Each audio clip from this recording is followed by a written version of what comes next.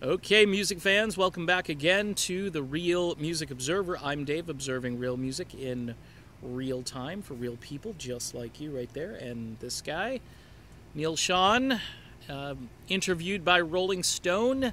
A lot of the article that I briefly read, not a long article, so didn't take long to get through it. A lot of stuff that's in there, I kind of knew already, and we've been talking about here thanks to just instinct and talking with other people and having my moles on the ground in certain places. Neal Schon, though, did make a point of talking about his double pneumonia, which back during what I would consider our back and forth where I was pretty much going ballistic. I'm just being honest. I'd made a reference to why Neal Schon doesn't do meet and greets and so forth. And I don't know if I want to retract that. I think he should get back out there and do the meet and greet. But come to find out, he was touring and continued to tour with double pneumonia and soldiered on because of all the, the promoters and the other bands and so forth. That's pretty cool if that's the case, and maybe a slight apology on my side.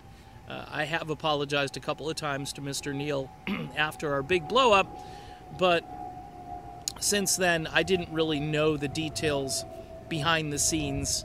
Management says, hey, we're booked. You gotta make those gigs no matter how you feel, and if he played through those gigs with double pneumonia, that's pretty cool. So I got to give some credit where credit is due. Now, the other thing I didn't know is that he and Jonathan Cain, I guess, had a back and forth where Cain is telling folks that they're having creative differences, and Schon writes back and says, no, we're not creating anything, so how can we be having creative differences? The running line has been that Cain is not interested in recording music with Journey anymore, or at least this form of Journey. And on the other side of it is Neal Schon wants to get cracking and busy and recording and put together an album of some kind. Rumors are flying about who he's going to work with, what he's going to do. I'm pretty sure that John Waite thing is a strong possibility, but there are other possibilities. This benefit concert really opens up a brand new version of this band. Finally, during the end of the article, they talk about the name. And again, Neal hesitates, saying that he has any control over the name.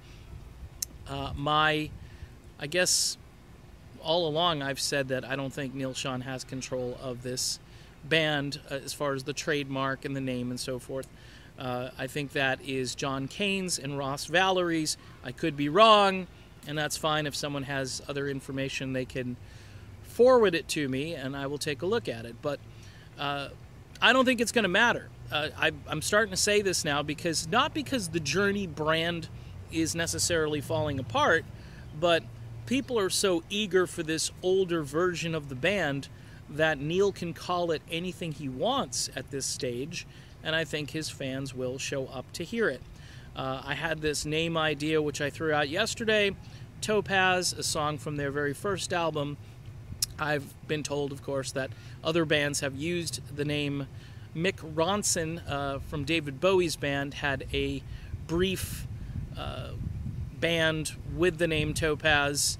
I think there's probably a way around. That's a one-off thing. I don't know if anybody owns it. I don't know if you can buy it. And quite honestly, I don't know if anybody really likes the name, but I think it's a good name because it's really harkens back to that very first Journey album where that instrumental song by George Tickner, you can invite George on stage too during the show. Like I said, be cool. But the Rolling Stone interview, illustrative to some degree, confirming what I've been talking about, which makes me feel pretty good. And a few nuggets in there that, again, would make me believe that after 2018, I think it's over for this band in their current form.